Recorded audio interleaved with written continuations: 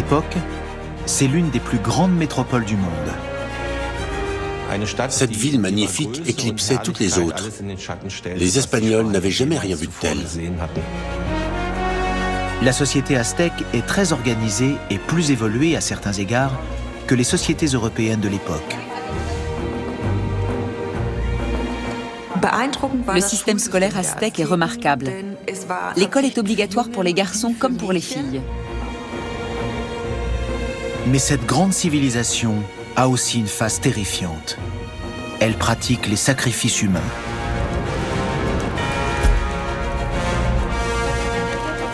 Les Aztèques règnent sur le centre du Mexique durant un siècle.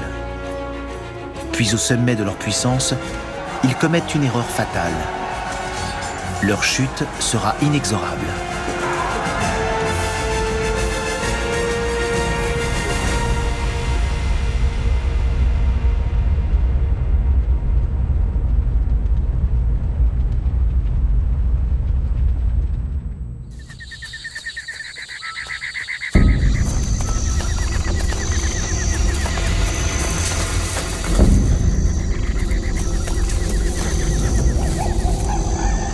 C'était en 1519, l'année du roseau, selon notre calendrier.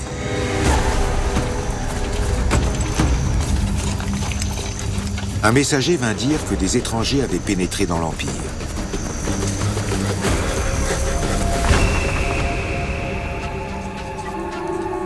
Aujourd'hui encore, je les revois, ces étrangers, assis sur leur drôle de monture.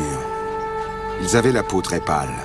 Certains d'entre nous les croyaient envoyés par les dieux.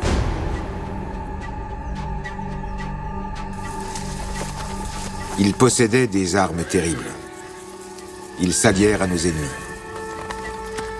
Mais jamais nous n'aurions cru qu'ils allaient causer tant de malheur. En avril 1519, 11 navires espagnols débarquent sur la côte atlantique de l'Empire aztèque.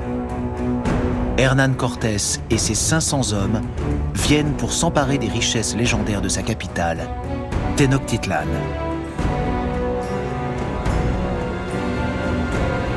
La nouvelle de leur arrivée se répand rapidement. Des messagers la portent jusqu'au roi, le long des routes de l'Empire.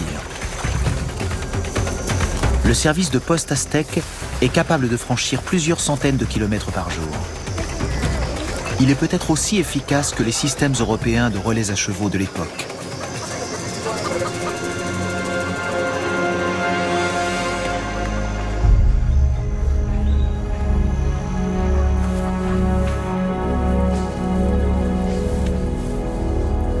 Notre souverain Moctezuma recevait chaque jour des nouvelles de la progression des étrangers. J'étais alors un jeune scribe et j'avais l'honneur de recevoir les nouvelles. On ne peut pas dire que les Aztèques ne se doutaient de rien. Le souverain avait des espions. Il a été informé de la présence des Espagnols dès leur arrivée sur la côte du Golfe. Et il avait des descriptions d'eux très précises. Moctezuma ne veut pas faire couler le sang inutilement. Aussi se montre-t-il affable envers les étrangers. Il avait un vaste empire. Il disposait de grandes unités militaires qui étaient très vite mobilisables. Donc je pense qu'il ne s'est pas senti tellement menacé par les Espagnols. C'était une erreur. Hernán Cortés et ses hommes sauront exploiter la trop grande assurance du souverain aztèque ou sa candeur. Ils atteignent les villages situés au-dessus de Tenochtitlan en novembre 1519. Personne ne leur a barré la route. Les richesses légendaires de la capitale aztèque leur semblent à portée de main.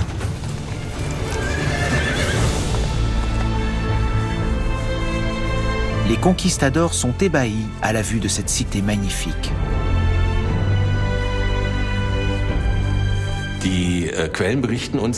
Les sources nous disent qu'en descendant des montagnes, les Espagnols voient les maisons blanchies à la chaux qui se reflètent dans l'eau et qu'ils sont ébahis par cette immense ville au milieu du lac. Ils n'ont jamais rien vu de tel. Certains compagnons de Hernán Cortés ont beaucoup voyagé. Ils connaissent Rome et d'autres grandes villes européennes. Mais la capitale aztèque éclipse tout ce qu'ils ont pu voir jusque-là.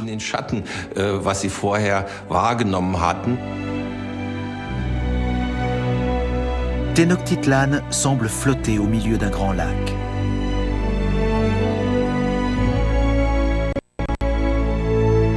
Elle compte alors 250 000 habitants.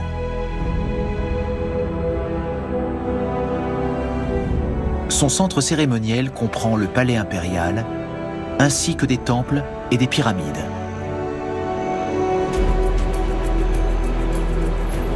Aujourd'hui, la ville de Mexico s'élève sur le même emplacement.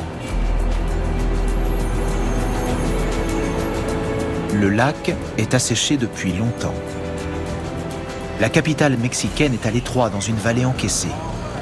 Elle compte 21 millions d'habitants, avec une densité de population très importante. On a longtemps cru qu'après la conquête du pays, les Espagnols avaient détruit toute trace de la ville de Tenochtitlan. Mais de nombreux vestiges sont restés enfouis sous terre. Le centre-ville de Mexico est construit au-dessus du centre cérémoniel de la capitale aztèque. Les Espagnols se sont contentés d'élever de nouveaux bâtiments par-dessus les anciens. Voici les ruines du Templo Mayor, ou Grand Temple, la grande pyramide de Tenochtitlan. Elles ont été découvertes en 1978 à l'occasion d'un chantier de construction. Depuis, les archéologues fouillent systématiquement la ville à la recherche de vestiges sous la direction de Raúl Barrera. Mexico possède une immense richesse archéologique. Et le Templo Mayor en est le joyau. Le Templo Mayor résume à lui seul toute l'histoire des Aztèques. Il a en effet grandi avec leur empire. Les fondations des différentes phases de construction sont encore visibles. Chaque bâtiment est venu se superposer au précédent. On a pu reconstituer cet édifice imposant. Il s'agissait d'une pyramide de 60 mètres de haut. Au sommet se trouvaient deux sanctuaires, l'un consacré au dieu de la guerre et l'autre à celui de la pluie. Comme tous les édifices de la ville, la pyramide reposait sur des pilotis fichés dans le fond du lac. Une partie de ces pilotis est encore visible.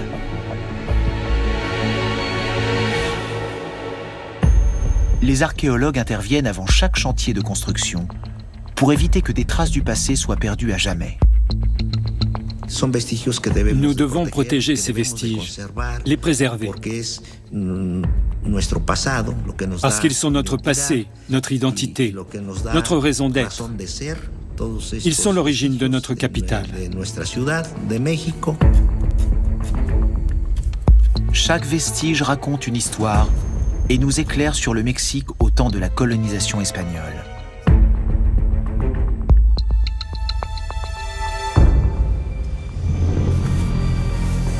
Le 18 novembre 1519, Hernán Cortés rencontre Moctezuma. Le dirigeant aztèque lui fait cadeau d'un somptueux collier et d'étoffes précieuses. En échange, le conquistador lui offre des perles de pacotille en verre.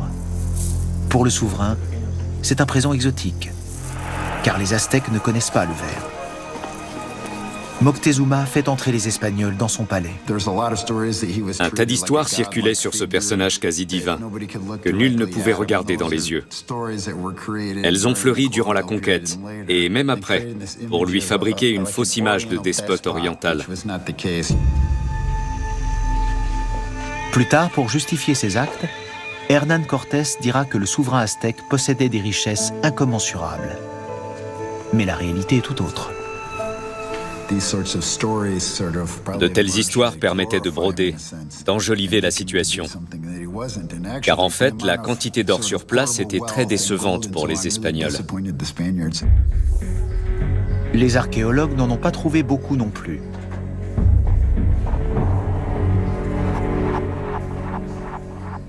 Hormis une découverte qui date de quelques années, il y avait à peine de quoi recouvrir une petite table d'or. Rien à voir avec l'Eldorado des Incas. Mais en novembre 1519, les conquistadors espèrent encore faire fortune à Tenochtitlan. Roublard, Hernán Cortés parle à Moctezuma d'une maladie qui frappe les Espagnols et dont l'or serait le seul remède. Mais le souverain aztèque et ses conseillers ne sont pas dupes. Ils voient bien la menace qui pèse sur eux. Ils voulaient réussir à convaincre Cortés. Oui, nous menons une vie agréable, mais frugale. Inutile de vous donner la peine de nous conquérir. Nous pouvons être amis. Si vous voulez nous faire conclure une alliance avec votre souverain, volontiers. Et après, bon vent. Ils jouaient la carte de la diplomatie. Le Tlatoani, le dirigeant aztèque, invite les Espagnols à se rendre compte par eux-mêmes de la vie et des richesses de son peuple. Notre sage Tlatoani permit aux Espagnols de visiter notre ville. On m'autorisa à les accompagner. Les Espagnols sont très impressionnés par ce qu'ils voient. Hernán Cortés écrit au roi d'Espagne que la ville est magnifique. Ses compagnons et lui s'émerveillent en particulier devant le grand marché de Tenochtitlan. Ils n'ont encore jamais vu une telle foule. Le marché attire entre 20 000 et 40 000 personnes par jour. Les paysans des environs vendent leurs productions sous les arcades. Des marchands proposent des produits provenant des 4 coins de l'Empire aztèque. On trouve de tout au grand marché.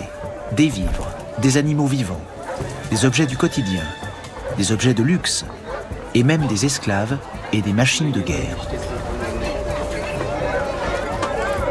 Les Espagnols découvraient de nombreux produits. Ils admirèrent beaucoup nos belles étoffes cramoisies, teintes avec un mélange à base de cochenille.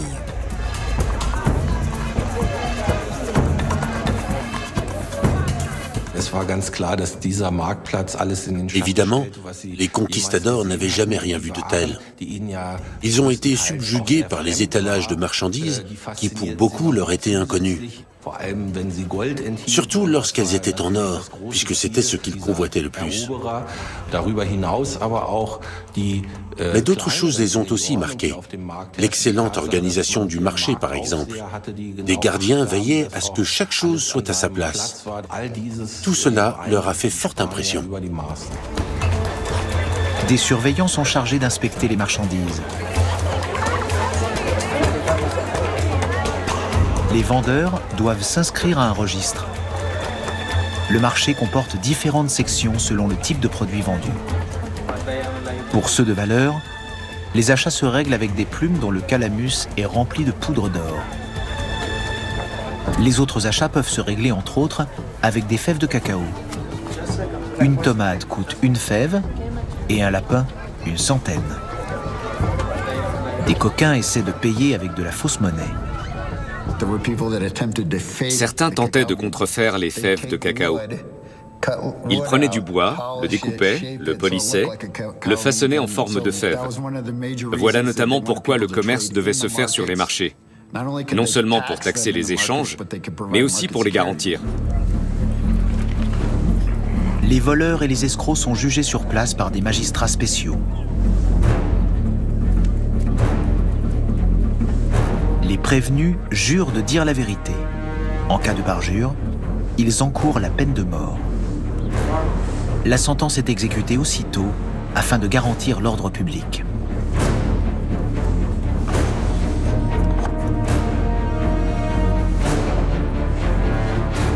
Ceux qui sont reconnus coupables de vol deviennent esclaves pour un temps. À l'époque, les Européens avaient un appareil judiciaire encore relativement peu développé. Les Aztèques, eux, étaient très soucieux de l'ordre public et de la protection des individus. L'État aztèque veille aussi à la propreté, dont on fait peu de cas en Europe à la même époque. Les rues et les places publiques sont nettoyées tous les jours.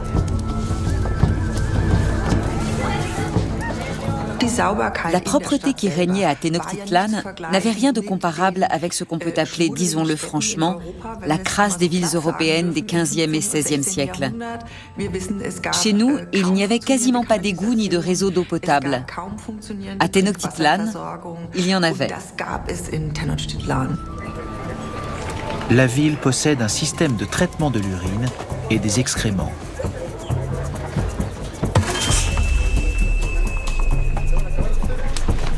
La population dispose de toilettes publiques. Urines et matières fécales sont collectées séparément dans des pots en terre.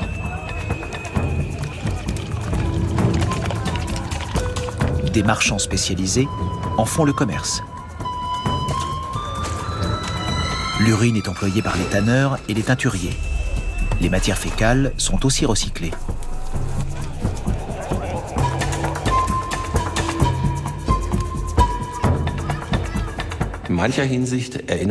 À certains égards, la ville aztèque était une société sans déchets.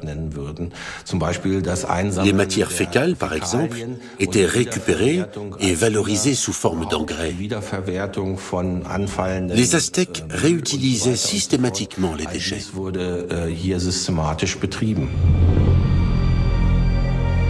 Les Aztèques sont partis de rien et ils ont bâti un empire.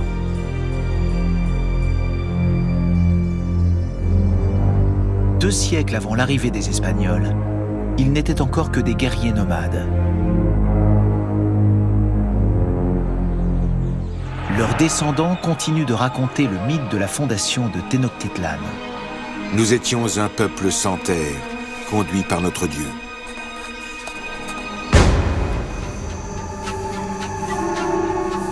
Selon la légende, les Aztèques ont erré pendant des générations. Un jour enfin, sur un îlot perdu au milieu du lac Texcoco, Tenoch, leur chef, a vu le signe annoncé par leur dieu tribal.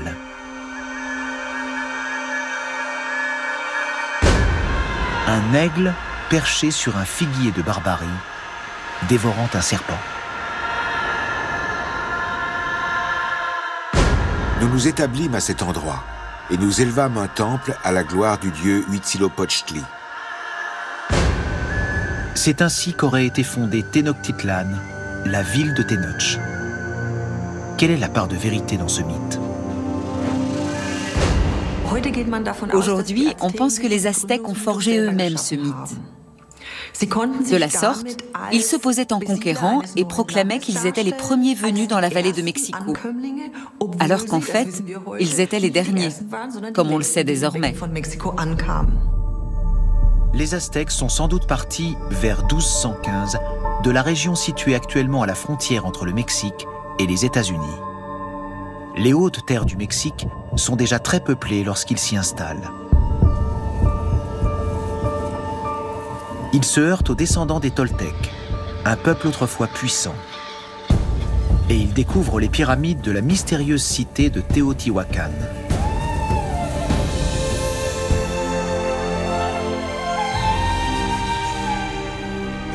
Ce ne sont déjà plus que des ruines à cette époque. Les Aztèques sont éblouis par la splendeur du site. Pour eux, cela ne peut être que la cité des dieux ou même leur lieu de naissance.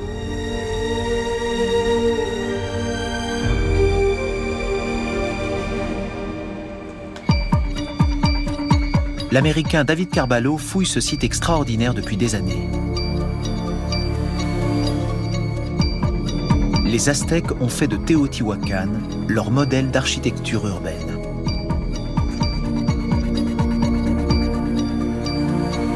Ils voulaient imiter les dieux. Les Aztèques se sont beaucoup inspirés de Teotihuacan, la première grande cité au cœur du Mexique. Ils y voyaient le cœur de la création, le lieu du sacrifice des dieux pour l'humanité et pour le commencement des temps. Les fondations des résidences et des palais de la cité toltèque sont encore visibles. la capitale aztèque devait avoir la même physionomie.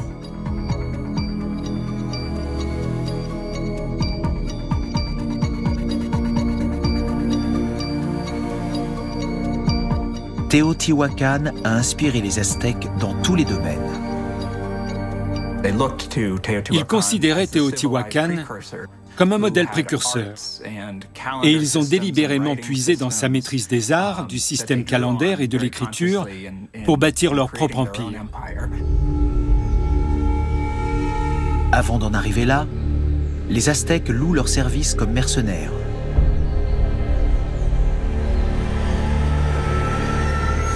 Ils combattent au service des cités-États de la région.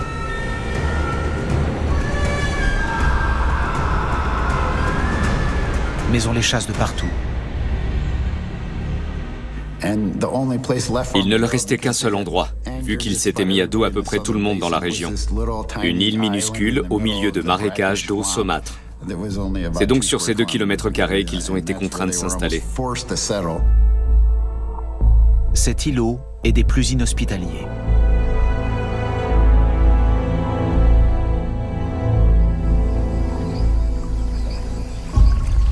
Tout ce dont les Aztèques ont besoin pour vivre doit être apporté par pirogue. Il n'y a pas de bois de construction, ni d'eau potable. L'eau du lac est salée.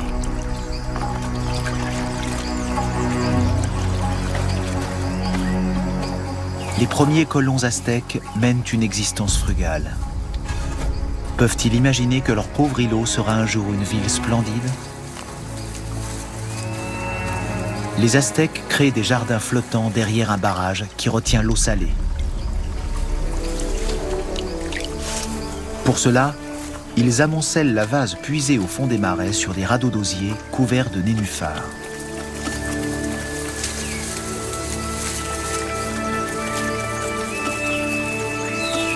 Ces jardins flottants sur lesquels ils pratiquent l'agriculture sont appelés les chinampas.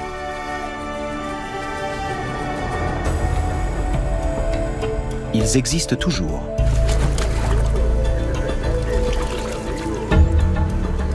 Les agriculteurs de Mexico y cultivent les mêmes espèces vivrières que jadis les Aztèques, à savoir le maïs, les haricots et les courges, mais aussi les tomates, les avocats, les piments ou encore les patates douces. Ces plantes ont été domestiquées en Mésoamérique, une région qui s'étendait de l'actuel Mexique au Costa Rica. Aujourd'hui, elles sont répandues dans le monde entier. Grâce aux chinampas, les Aztèques gagnent des terres arables et deviennent autonomes sur le plan alimentaire. C'est le début de l'essor incroyable de leur culture.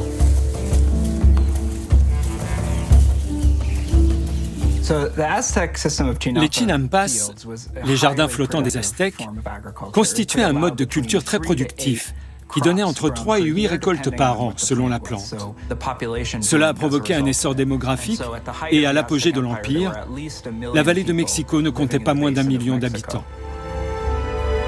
Le petit îlot inhospitalier grossit jusqu'à abriter une cité de 13 km². En moins de 2 siècles, Tenochtitlan devient la capitale florissante de l'empire le plus puissant de Mésoamérique. Je suis l'un des rares survivants, l'un des derniers témoins de la grandeur passée de notre peuple. Il ne reste plus rien de notre empire.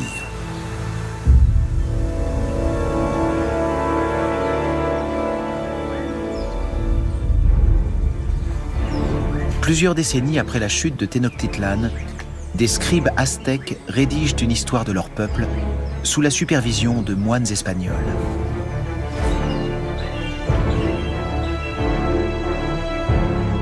Ce sont les seuls documents rédigés en langue aztèque à être parvenus jusqu'à nous.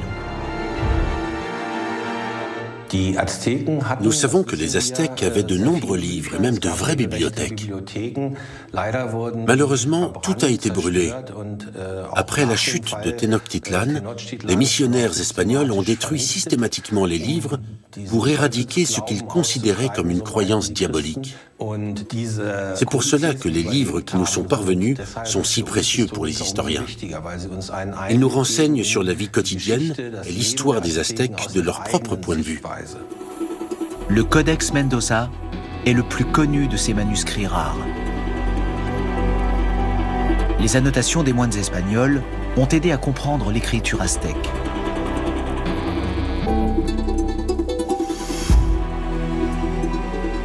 Le Codex Mendoza contient un grand livre sur la vie quotidienne des Aztèques. C'est vraiment un document exceptionnel. L'existence des Aztèques est réglée du berceau à la tombe.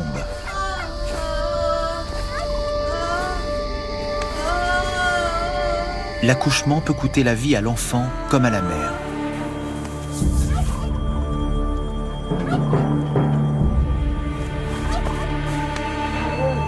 Il est comparé à un combat, et la femme qui accouche à un guerrier. La mort d'une femme en couche est aussi honorable que celle d'un homme tombé sur le champ de bataille.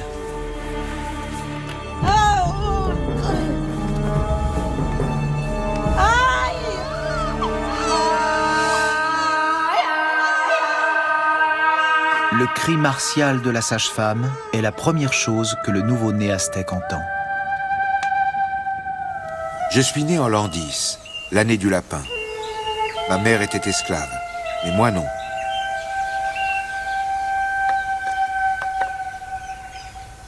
Les enfants d'esclaves naissent libres. Après la naissance, le cordon ombilical d'une fille est enterré sous le foyer de la maison. Celui d'un garçon est remis à un guerrier. Il l'enterrera sur un champ de bataille afin que l'enfant devienne habile à la guerre.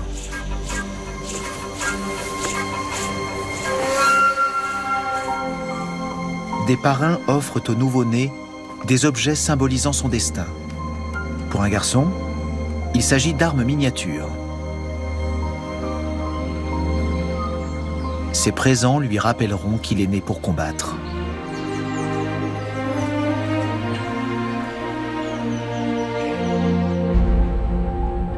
Plusieurs pages du codex décrivent l'éducation des enfants.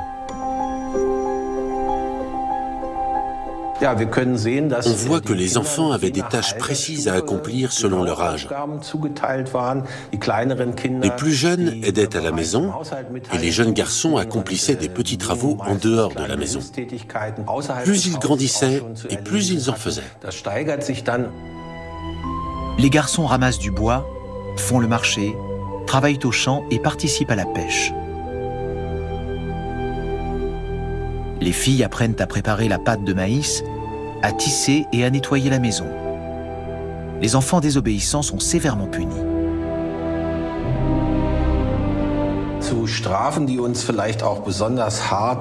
Cette scène nous montre l'une des punitions qui nous semblent les plus sévères et les plus cruelles. Le maître tient l'élève au-dessus d'une poignée de piment brûlant pour le faire pleurer. Les garçons désobéissants reçoivent des coups de bâton ou même de poignard. Cette fille a les mains liées et sa mère menace de la battre. Les Aztèques aimaient sûrement leurs enfants, mais ils avaient une autre conception de la vie et du monde. Ils étaient convaincus qu'un individu devait occuper la position que son âge et son rang lui conféraient dans la société et contribuer ainsi à l'ordre social. L'État intervient dans l'éducation des enfants. Il organise l'école et rémunère les maîtres. Le système scolaire nous paraît très moderne parce que l'école était obligatoire pour tous, les garçons comme les filles. En Europe, à la même époque, on trouve des écoles pour un petit nombre d'élus, mais pas pour tous. Et elles n'étaient pas du tout obligatoires.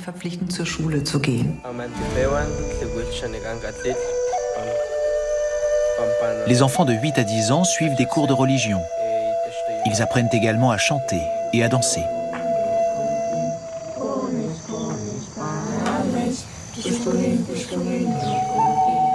Moi aussi, j'allais à l'école. C'est ainsi que je pus devenir scribe. L'école accueille même les enfants d'esclaves. Les filles terminent généralement leur scolarité au bout de 5 ans. Les garçons poursuivent leur formation. On leur enseigne l'histoire aztèque et l'agriculture. Ils reçoivent aussi un entraînement militaire. L'école dispensait un enseignement général relatif à l'histoire des Aztèques.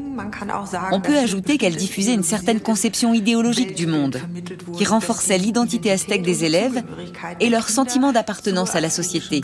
La famille aussi jouait ce rôle, mais pas de la même manière. Je voulais devenir un grand guerrier, mais les dieux en avaient décidé autrement.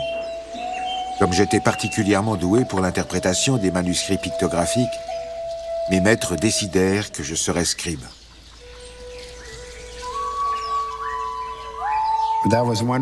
L'ascenseur social passait par l'éducation. Si vous étiez brillant, peu importait votre milieu, vous étiez enrôlé dans l'administration. Si un garçon issu du peuple est doué pour les études, il peut avoir accès aux écoles réservées habituellement à la noblesse. Ces écoles, appelées Calmecac, forment l'élite du pays. Les filles issues de la noblesse y ont accès. Elles sont formées à la prêtrise. C'est là que je la rencontrai. Elle s'appelait Awik, comme la déesse des rivières. Les élèves du Calmecac doivent s'infliger des souffrances rituelles.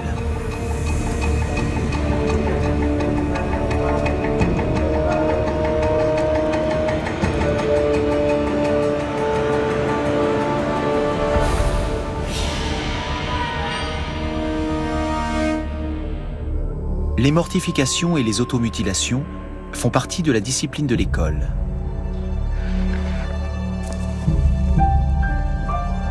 Awik me donnait la force d'accomplir ces rites. Nous nous aimions, mais il ne fallait pas que les prêtres le sachent. Les garçons ne devaient pas avoir de contact avec les filles de l'école, sous peine de mort. Les punitions nous paraissent draconiennes et très cruelles, mais elles permettaient de maintenir l'ordre social. Chacun avait un rôle à jouer dans la société et il ne devait pas en sortir. Des magistrats formés et payés par l'État jugent les crimes et les infractions aux lois. Les procès sont publics et les jugements rendus collégialement. La récidive est punie plus sévèrement. Un voleur récidiviste encourt la mort par lapidation. En cas d'ivresse sur la voie publique, le coupable est tondu et peut perdre sa maison. En cas d'adultère, les coupables sont lapidés, mais aussi leurs éventuels complices. En vertu de l'égalité devant la loi, lorsque des individus passaient au tribunal, ils étaient traités de la même manière, qu'ils soient du peuple ou de la noblesse. Les Aztèques étaient très attachés aux lois, à leur application et à l'équité pour chacun. Celui qui avoue un crime avant qu'on ne le découvre peut bénéficier d'une grâce. Tout finit bien pour Awik et moi. Nous échappâmes à la punition des prêtres. Et avec leur bénédiction, Awik devint ma femme en l'an 1518.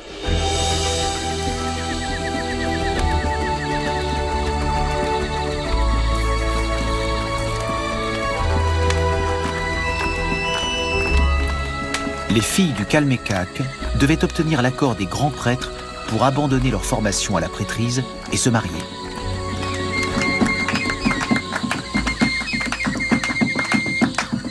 Le mariage donne lieu à 4 jours de réjouissance. Familles et voisins se relaient pour dispenser des conseils aux jeunes couples. On lit les vêtements des mariés pour sceller leur union.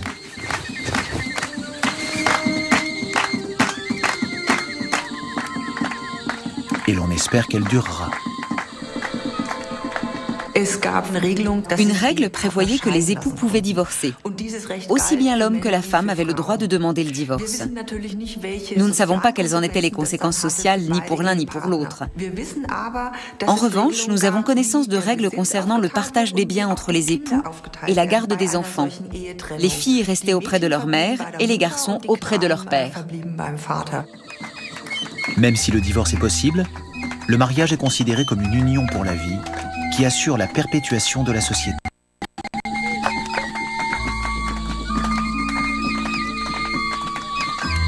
C'était une période heureuse. Les dieux étaient bien disposés envers notre peuple. Mais pour assurer la bonne marche de ce monde, certains doivent donner leur vie.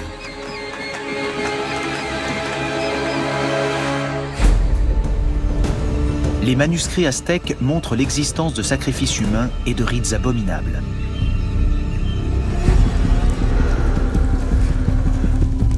Les victimes sont aussi bien des hommes que des femmes. L'arrachement du cœur est une pratique courante sur l'autel sacrificiel.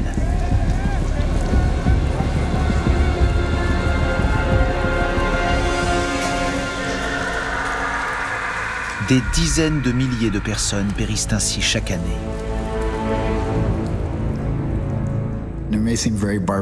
Cela peut nous paraître barbare et sanguinaire à l'époque actuelle, mais eux le voyaient différemment, car ils vivaient dans un tout autre contexte culturel.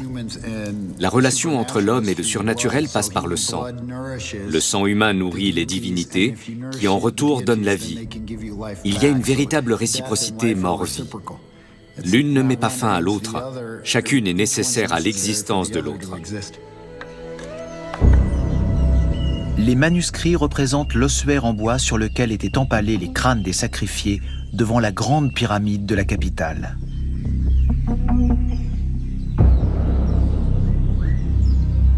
On a longtemps cru qu'il s'agissait de représentations outrées, imaginées par les moines espagnols pour faire oublier les atrocités que leurs compatriotes avaient commises.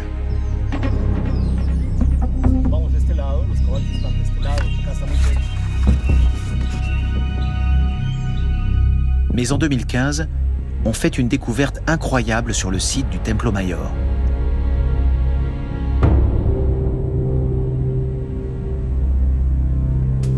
Les archéologues mettent au jour un mur de crâne humain de près de 2 mètres de haut.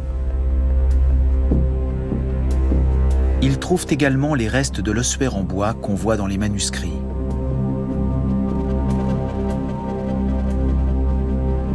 Les poteaux sont tombés en poussière depuis longtemps, mais le sol est couvert d'un amoncellement de crânes percés.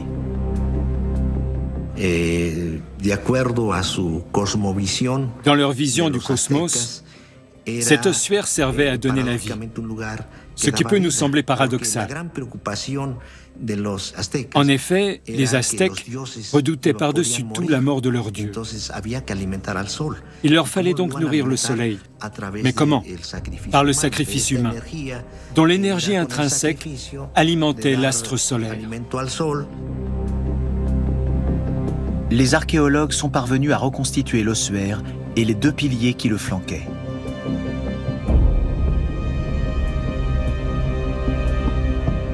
Vu la taille de l'ensemble, ce sont des milliers de crânes qui devaient être exposés devant la grande pyramide.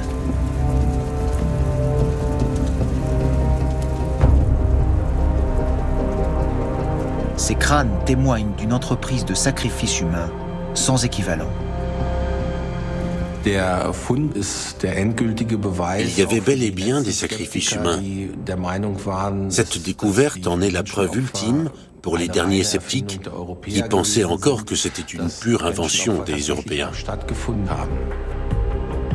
L'examen des crânes a montré que 75% des suppliciés étaient des hommes âgés de 20 à 30 ans.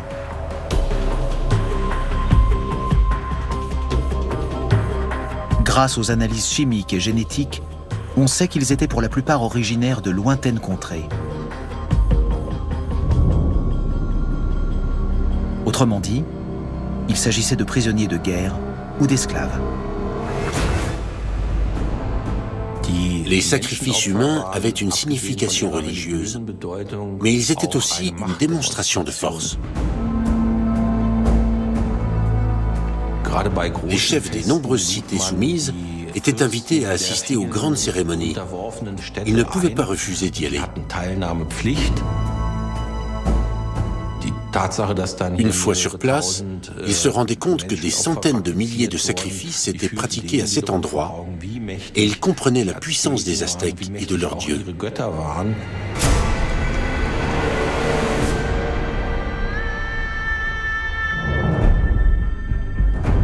Les Aztèques sont en guerre permanente. À l'arrivée des Espagnols, leur empire est à son apogée.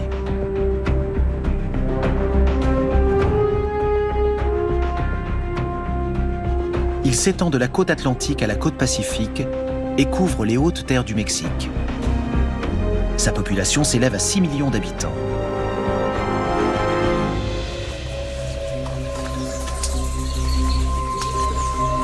Les guerriers rapportent un riche butin de leurs expéditions.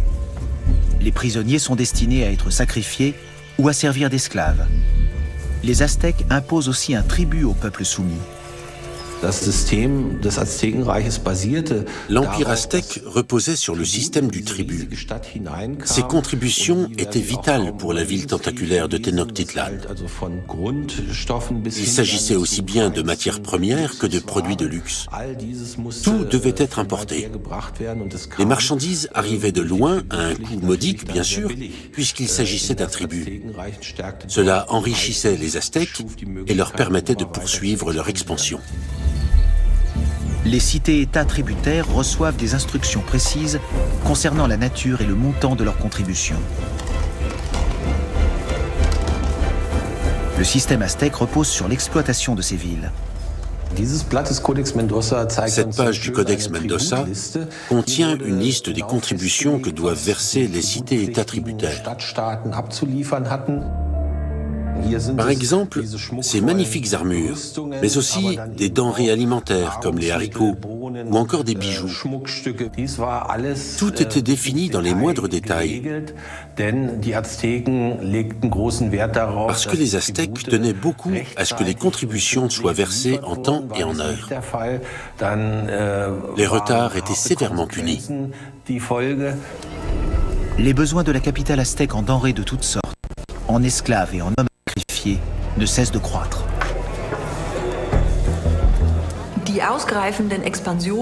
L'expansion fulgurante de l'Empire et les tribus exigées pèsent naturellement beaucoup sur les provinces conquises.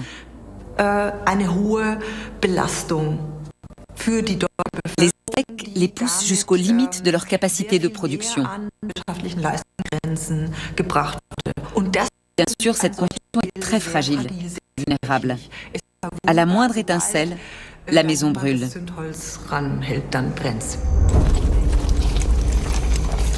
Le malheur va arriver par Hernán Cortés. En 1519, le conquistador parcourt l'Empire aztèque avec ses hommes. Je me souviens encore de la première fois où je vis les hommes blancs. Jamais je n'aurais cru qu'on puisse outrager l'hospitalité de Moctezuma comme ils le firent.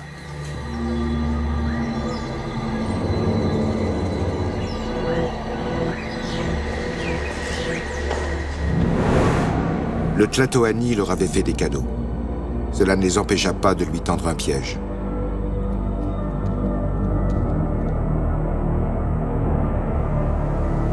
Après l'avoir réduit en captivité, ils le tuèrent et jetèrent sa dépouille dans le lac.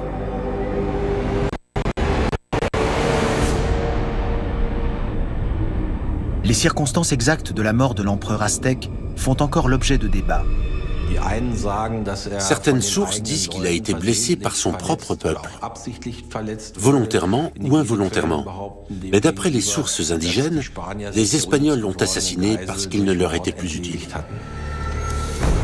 Après la mort de Moctezuma, les Espagnols prennent la fuite.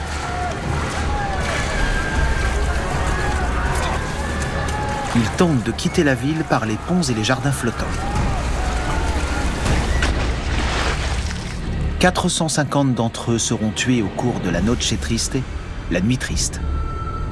Seule une centaine de conquistadors échapperont au massacre. Ça a été la première grande défaite espagnole lors d'un affrontement militaire dans le Nouveau Monde. Mais cette victoire ne sonne pas la fin des tourments pour les Aztèques. Les dieux n'eurent pas pitié de nous. Notre peuple fut décimé par une maladie mystérieuse. Ma femme y succomba comme tant d'autres. Cette fièvre venait des Espagnols.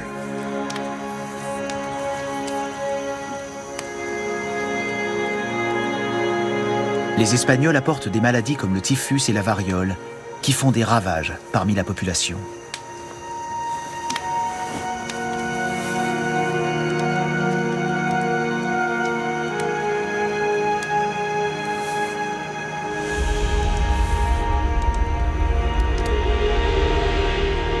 Les Amérindiens ne sont pas immunisés contre ces maladies infectieuses.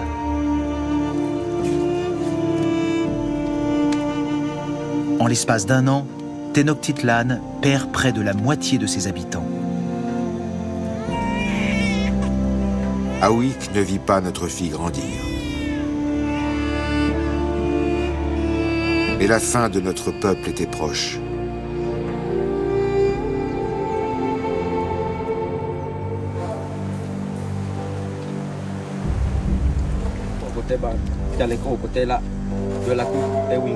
Hernán Cortés revient devant Tenochtitlan pour la prendre.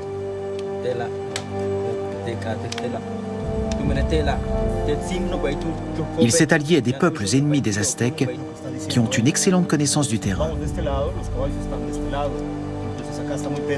Ensemble, ils vont faire le siège de la ville et l'affamer durant 3 mois. Comme ils avaient vu la cité, les Espagnols ont eu l'idée d'une offensive sur l'eau. Ils ont ainsi décidé de construire une flottille en pièces détachées pour l'acheminer à travers les montagnes jusqu'au lac. Et leur stratagème a fonctionné. Les assiégeants se lancent à l'assaut de la ville en août 1521. Les Espagnols bénéficient du renfort de 20 000 guerriers indigènes.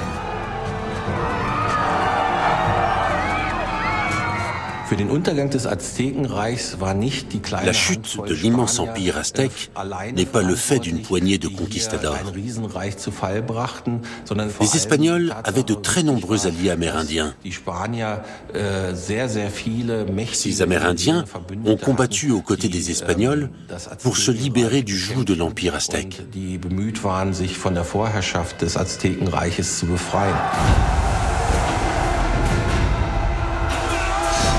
On se bat dans chaque rue.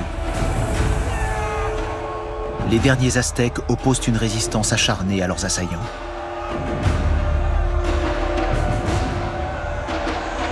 Même les femmes et les enfants participent au combat.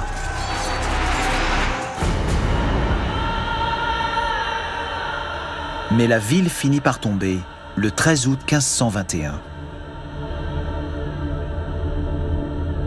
240 000 Aztèques ont péri. Rares sont les survivants.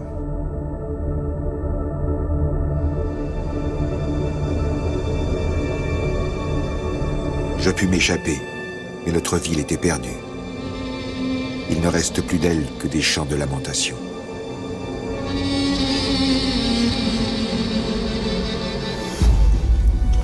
Les conquistadors et leurs alliés pillent la capitale aztèque et l'incendient. Tenochtitlan est rasé.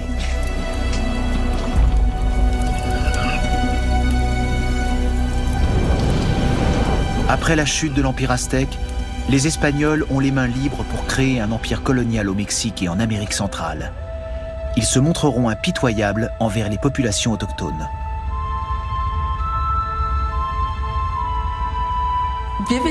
Nous ignorons combien de temps l'Empire aztèque aurait pu se maintenir.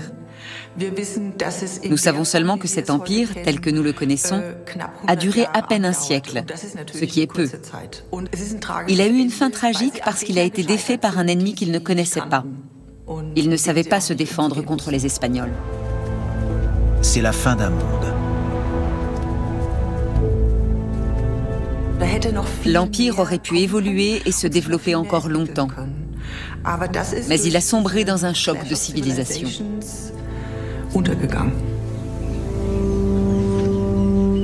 Les scribes ont transmis l'histoire du peuple aztèque à la postérité.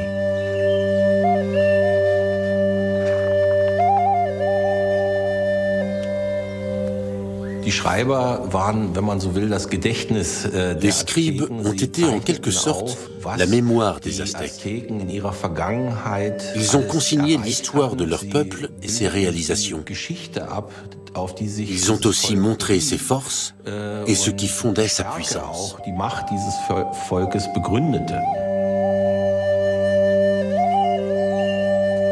Quand nous rendons notre dernier soupir, nous ne mourrons pas vraiment. Nous continuons de vivre. Nous monterons au ciel et nous ressusciterons. Car nous sommes les enfants du soleil.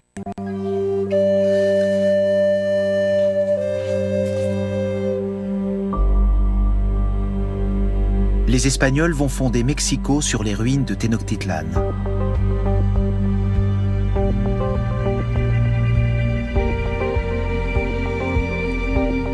Il faudra attendre l'indépendance du Mexique 3 siècles plus tard pour assister à la résurgence de la culture aztèque. Aujourd'hui, de nombreux Mexicains se réclament de cet héritage et s'attachent à le faire vivre.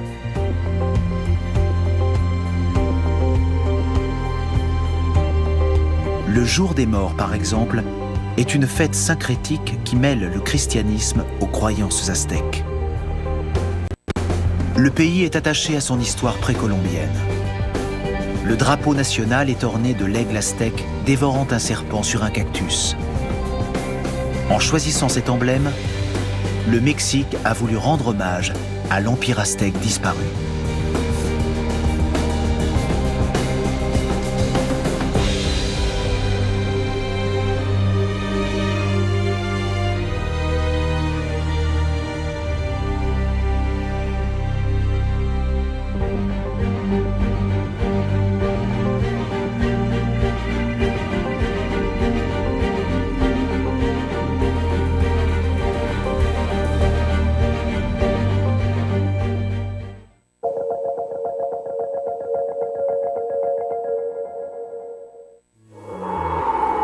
Du port de Singapour à la